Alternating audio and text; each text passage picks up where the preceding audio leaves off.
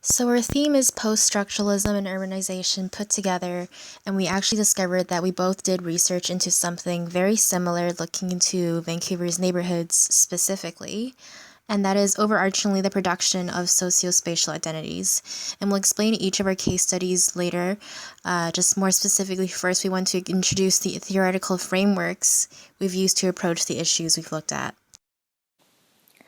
Urbanism in geography is the sub-theme that we analyzed using the post-structural framework. The topic of urbanism essentially covers anything related to cities. This means anything from the surprisingly enigmatic questions of what defines a city and where were the first cities, to the study of the historic and modern evolution of the urban centers that over half the world's population calls home. Today, urban geographers analyze the histories, trends, areas, and populations in cities. Vancouver has a rich geographical history where conflicts of race and class have created unique and very apparent divides among the different regions of our city. Our research allowed us to look into the portrayal of the run-down downtown east side, as pictured on the left, against that of the Point Grey area filled with multi-million-dollar homes and luxury vehicles. Post-structuralism provided a perfect lens to deconstruct the issue, helping us to look past the black-and-white statement, "the downtown east side is poor," and Point Grey is rich.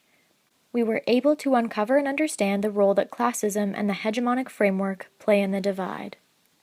So we want to turn to Murdoch because we think he defines, then explains the application of post-structuralism in the discipline of geography, and vice versa very well.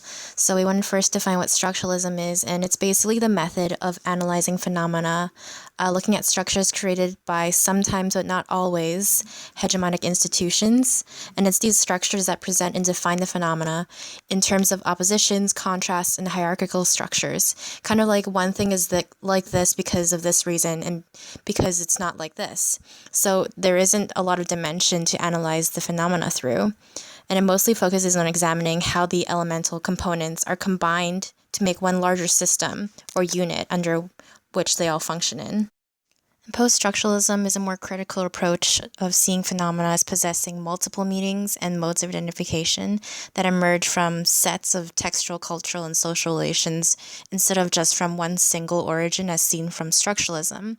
So the phenomena are explained as affected by a bunch of factors or a result of the circulation of meanings.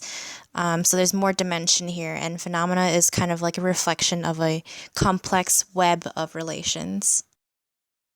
So post-structuralism in the discipline of geography would look at the heterogeneous makeup of spatial formations and kind of how there are different imaginaries, classifications, and meanings. So our papers then look at how socio-spatial identities are imagined, constructed, and continue to be shaped by a series of processes. So in my paper, Critiquing and Deconstructing Frameworks Within Media, Misconstrued Realities of Vancouver's Downtown East Side, I basically pursued an analysis on how media has framed and actually continues to frame the Downtown East Side in Vancouver. And I argued that it actually frequently presents it in a light that's criminalizing, medicalizing, and povertizing. And it tends to merely look at the neighborhood this way, but doesn't bother to look at it through other dimensions that present actually a whole new reality. And that's the resilient community that's fighting for a more just presentation of their identity in communal space that considers its diversity, hardships, and most importantly, its history that media fails to acknowledge. So mainstream media is kind of like the structure that I wanted to deconstruct using post-structuralism. It's an interesting structure because it's one that's especially hegemonic, controlled by those who are in power in society. So, for example, politicians, government board members, or economists, and anyone else you see who gets a say in the media, and actually leaves out the voices of actual insiders of the community that would show a more realistic dimension into the neighborhood. So to prove my point that these other dimensions exist, and therefore the different identities of my neighborhood, of the neighborhood residents, the problems they face, and other things, I confronted the material presented in media with material I found from empirical documents, written by, for example, the actual city of Vancouver, that explains the socioeconomic history and thus all its factors to show how the neighborhood has come to exist today. And so what this does is kind of deconstruct that frame of media and explore factual processes and factors behind its painted identity, and ultimately provides a more realistic, holistic lens. As Melissa addressed in her paper, the perception of the downtown east side is based heavily on its portrayal in the media. The specific medium I focused on was real estate portrayals of the area alongside the way property in Point Grey is marketed to buyers. Evidently, the job of any person in marketing is to portray the goods they're selling in a positive light, but the contrast between the way the two regions are marketed reveals a lot about the type of buyer the ads are targeting. Real estate ads for the downtown east side often acknowledge the area's shortcomings and go on to state benefits such as historical, multi-unit buildings, and low price points. Ads in Point Grey claimed the area was prestigious and world-class and emphasized their proximity to the yacht and tennis club, as well as several expensive private schools.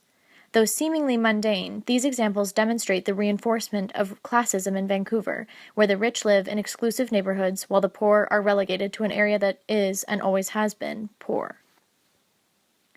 Urban geography, as viewed through the lens of post-structuralism, allows us to understand the cities we live in from a more thorough standpoint. We hope you enjoyed our presentation. Thank you.